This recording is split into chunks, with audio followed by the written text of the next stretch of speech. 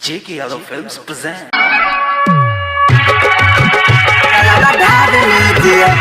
JK Yadav Films.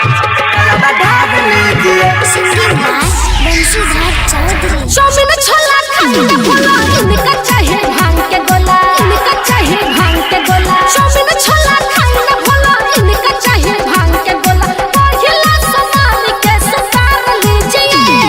भंगिया खिला के जलवा ढार लीजिए हां भंगिया खिला के जलवा ढार लीजिए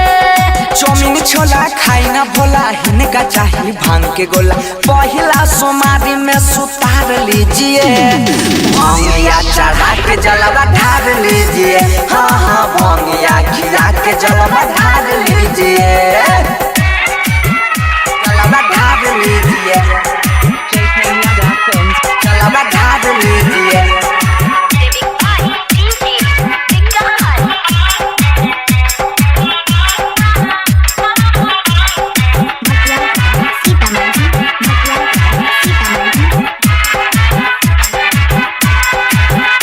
हरदम रहे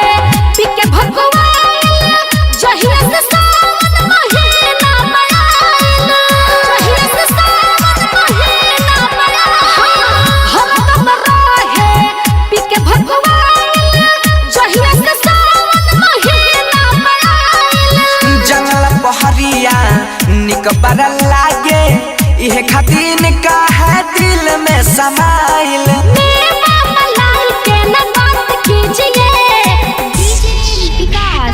भंगिया खिया के जलवा ढार लीजिए हाँ भंगिया खिया के जलवा ढार लीजिए अरे चाचा बम सुना जलवा ढार लीजिए जलवा ढार लीजिए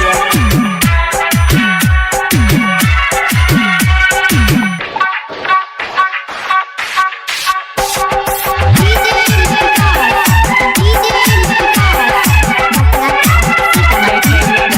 हाँ, हर हर बम बम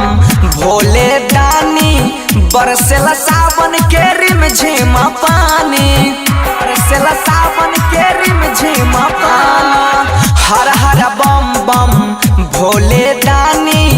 बरसेला सावन के रिम झिम पानी कांवर लचा लचा झूमे कंवरिया कहिया नीता सोना सवरिया अपन सिद्धर बम से मुलाकात कीजिए भंगिया खिया के जलवा ढार लीजिए हाँ भंगिया खिया के जलवा ढार लीजिए अरे चाचा बम सुना JK Yadav Films.